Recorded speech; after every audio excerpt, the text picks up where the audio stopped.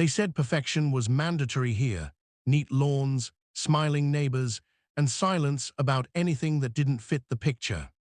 But silence in this neighborhood wasn't just encouraged. It was enforced. And behind that silence stood a house no one was allowed to remember. At first glance, the neighborhood looked like a picture from a real estate brochure, a flawless slice of suburbia. Every lawn was cut to regulation height. Every flowerbed bloomed in carefully approved colors.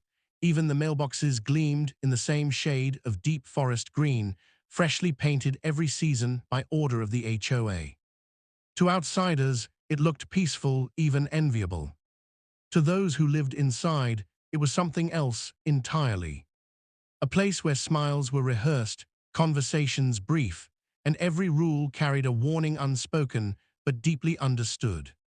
For the family who had moved there just a year ago, it was supposed to be paradise. They wanted quiet weekends, safe streets for their children, and neighbors who cared. The HOA had promised all of that, and on paper, they delivered. But from the moment they unpacked the last box, something felt off. Not wrong exactly, but too controlled. The kind of calm that feels forced, like a smile that doesn't reach the eyes. Then came the house. The one that didn't belong. It sat at the far end of the cul-de-sac, half hidden behind overgrown hedges. The paint peeled in long, curling strips. The grass had turned wild and yellow, and the windows, every single one, was boarded shut. No one ever mentioned it. Children whispered about it as they passed, daring each other to touch the front door before sprinting away. And yet, when the family brought it up at an HOA meeting, the room fell dead silent. The president, a man with perfectly combed silver hair and a smile as sharp as glass, cleared his throat and moved on to the next item on the agenda as if the question had never been asked. No explanation. No acknowledgement. Just silence, thick, heavy, final. It wasn't just rude, it felt like a warning. After that night, strange things began happening. Letters appeared in their mailbox, violation notices for unapproved garden decor, trash left visible too long, improper curtain colors. Each fine arrived right after they asked another question about that boarded-up house. Each one carried the same cold message: pay quietly or face escalation. It wasn't coincidence, it was punishment. Neighbors who once waved across driveways stopped making eye contact. Conversations ended abruptly when they approached. Even their children's friends started keeping their distance. Something or someone was tightening a grip around the entire neighborhood. The family could have backed down, many would have. But curiosity, once sparked, burns hotter than fear. So they dug. Public records, property maps, city archives, and what they found made no sense. The house didn't exist. No owner, no recent sale, no tax record.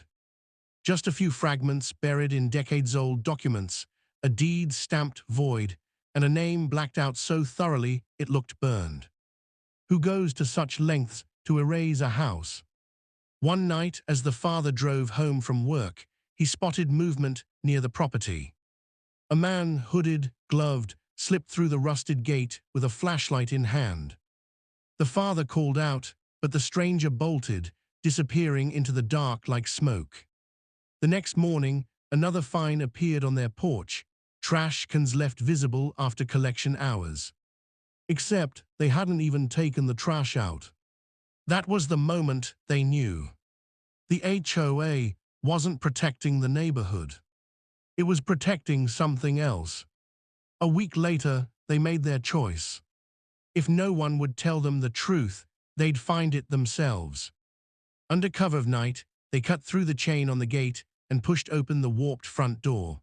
The hinges screamed in protest. The air inside was thick with dust and rot. The beam of their flashlight trembled across torn wallpaper, overturned furniture, and stacks of unopened envelopes littering the floor. Every envelope bore the same seal, the HOA's logo, and the same cold phrasing. Notice of violation. Hundreds of them. Some decades old. Some never even opened. As they stepped deeper inside, a faint smell of mildew and something metallic hung in the air. In the corner of what used to be the living room sat a pile of boxes, HOA records, inspection logs, receipts, pages upon pages of warnings, threats, and signatures all tied to one name, the house's last owner. But the name had been struck out, every single page, as if someone had wanted to erase the person entirely. Then came the sound, the creak of a floorboard behind them. They turned. A shadow filled the doorway. The HOA president stood there, his face twisted with fury. "Leave," he hissed. "Now you're trespassing." But there was something in his voice, not authority, fear. When the family refused, he snapped. His words turned venomous. He accused them of endangering the community, of spreading lies, of being outsiders who didn't belong. His voice echoed through the rotting hall, louder, sharper, until the walls themselves seemed to vibrate. What he didn't know was that the father's phone was recording the entire confrontation. The footage spread like wildfire. First online, then to local news. The HOA horror story, they called it. Reporters flooded the neighborhood, cameras flashing, microphones thrust toward frightened residents. And one by one, people began to talk. Stories poured out, years of harassment, hidden fees, fines fabricated out of nothing. One woman admitted the HOA had threatened to revoke her home privileges after she questioned a budget discrepancy. Another confessed she'd been fined for planting a tree without approval, even though the bylaws never forbade it. Every resident had a story, and all of them pointed back to the same man, the president, and the same house. When the audit finally came, the truth unraveled like rotten thread. The abandoned house had once belonged to a founding member of the HOA, someone who discovered financial mismanagement and tried to expose it. Before he could, he vanished. The house was boarded up, wiped from records, and used as a front to hide secret funds. For years, the HOA had operated its corruption from the shadows, collecting, laundering, silencing. That house wasn't abandoned. It was buried. The courtroom was packed the day of the ruling. The judge's words fell heavy and precise. The HOA board was dissolved, its assets frozen, its leaders barred from future service. The president's face drained of color as the gavel fell. It was over. But in the silence that followed, the neighborhood changed in ways no one expected. The fear that had once ruled every cul-de-sac, every manicured lawn, began to lift. Neighbors who had avoided each other for years began talking again, sharing stories, helping each other repair what had been broken. And at the heart of it all stood the house, that quiet, haunting shell that had held the community's darkest secret. When city inspectors finally entered, they found mold crawling up the walls, furniture left as if someone had fled mid-meal, and piles of unopened letters still bearing the HOA seal. Time had stopped inside that house, a monument to control, fear, and silence. But this time, no one looked away. Months later, the house reopened. Not as a residence, but as a reminder. Residents restored it together, painting over the decay, repairing the walls, leaving one corner of peeled wallpaper exposed, a scar of what had once been hidden. During the first town meeting inside, the family stood before the neighbors, the same people who once feared to speak. The father's voice shook, not with fear, but conviction. "This house was erased because someone wanted us to stay quiet," he said. But silence doesn't protect communities, it kills them. The moment we stop asking questions is the moment we lose ourselves. The crowd erupted in applause, some in tears. The walls, once rotted by secrecy, now echoed with laughter and life. But the story doesn't end there.